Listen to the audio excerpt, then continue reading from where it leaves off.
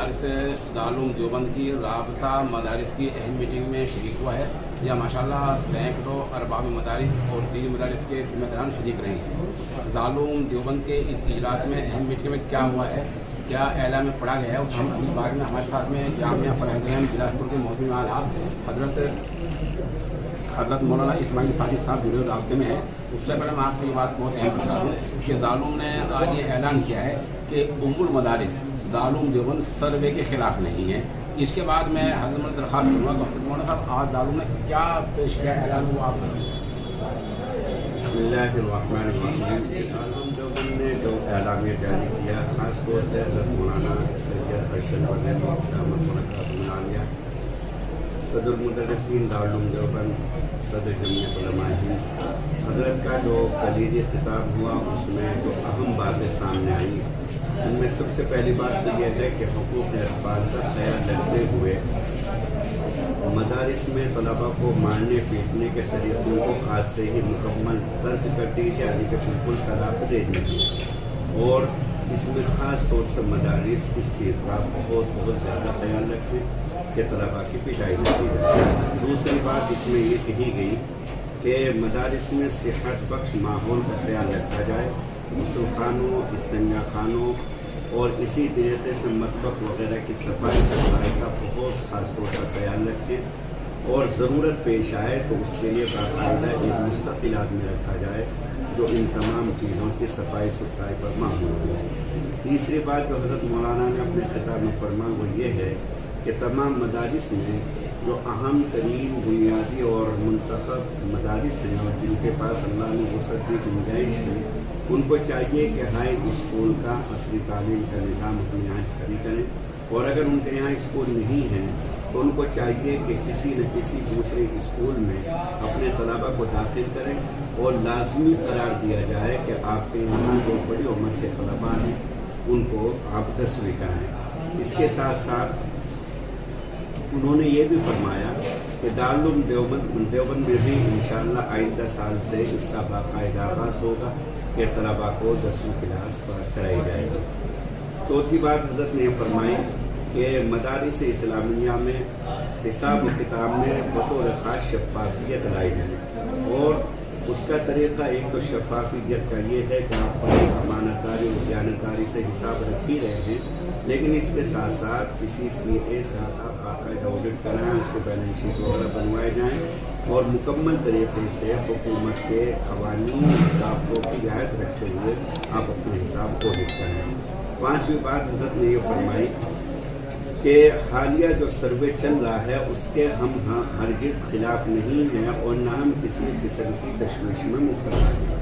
पहले जो हमारे जहनों के ऊपर एक फिक्र सवार थी, अल्हम्दुलिल्लाह सर्वे की रिपोर्ट सामने आने के बाद और मुख्तलिफ अहले मदारिस से जो गुफ्तगू हुई है उसके तनाजुर में हम महसूस करते हैं कि ये सर्वे मदारिस के ख़िलाफ़ नहीं है और हुकूमत को इसका कानून बरान हक़ हासिल है। इसलिए सर्वे वाले आएँ तो खंदा पेशानी से उनके साथ पेश आएँ और जो चीज़ वो तलब करें, 11 सवालात हैं उनका आप तसल्ली और इत्मीनान पर जवाब दें। इसी तरीके से हज़रत ने ये बात फरमाई कि मुल्क को जैसे असली तालीम याफ्ता यानी कि डॉक्टर और इंजीनियर और इसी तरीके से प्रोफेसर, साइंटिस्ट वगैरह की ज़रूरत है, इसी तरीके से हमें उम्मत मुस्लिमा को एक उम्दा हाफिज़ कुरान, कारी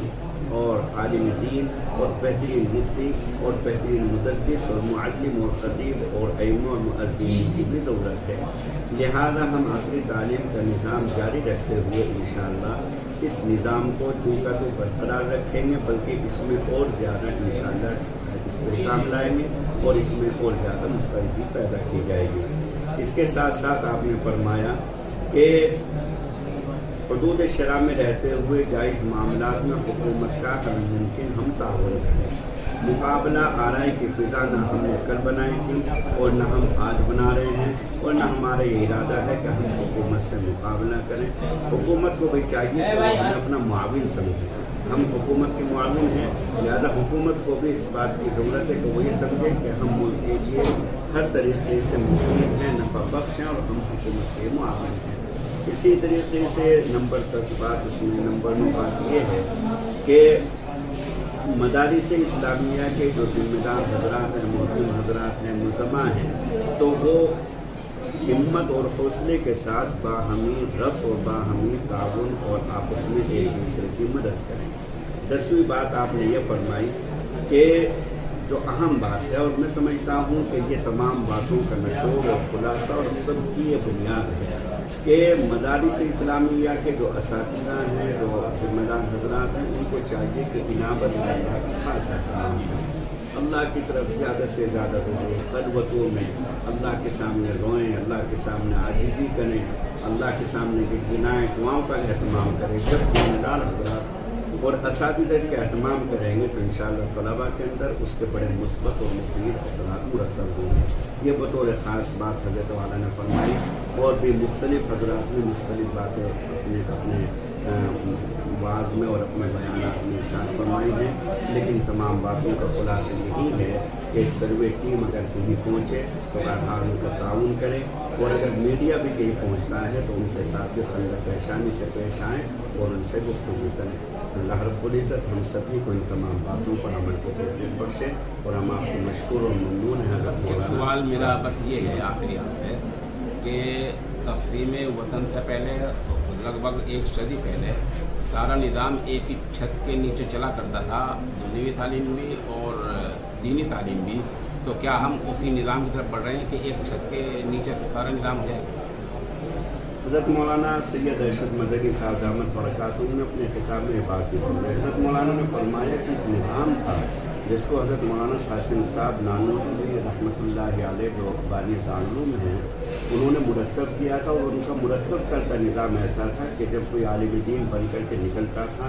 तो वो असली ताल्लुम का माहिर होता, असली उलूम का माहिर होता था, और वो जोग्राफी चीज़ और वो साइंस की बुनियादी चीज़ें और इसी तरीके से मैथ हिसाब वगैरह। तो मैं समझता हूँ कि इंशाअल्लाह आइंदा फ़िज़ा ऐसी बन रही है कि एक आलिम दीन जब इल्म हासिल करके मदरसे से निकलेगा तो इंशाअल्लाह उसके पास वो तमाम तर चीज़ें और वसाइल होंगी जिसको उसकी इस दुनिया में इन हालात में ज़रूरत है।